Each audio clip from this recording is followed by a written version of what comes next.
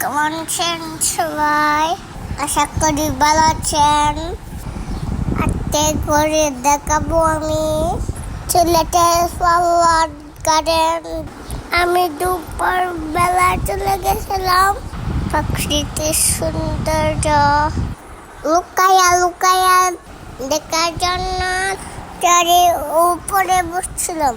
Flower garden পাশে অনেক বেশি পানি ছিল, যা গার্ডেনের সৌন্দর্য বৃদ্ধি করেছে।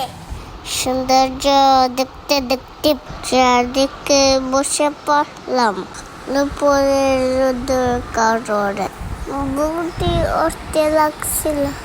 আমি সেটা আটকে করলাম আমার ক্যামেরা ম্যানকে ভিডিও করার জন্য বললাম, চাইলে আপনারা ঘুরতে আসতে পারেন আমার গার্ডেনে। এই ছিল আমার ঘোরাঘুরি।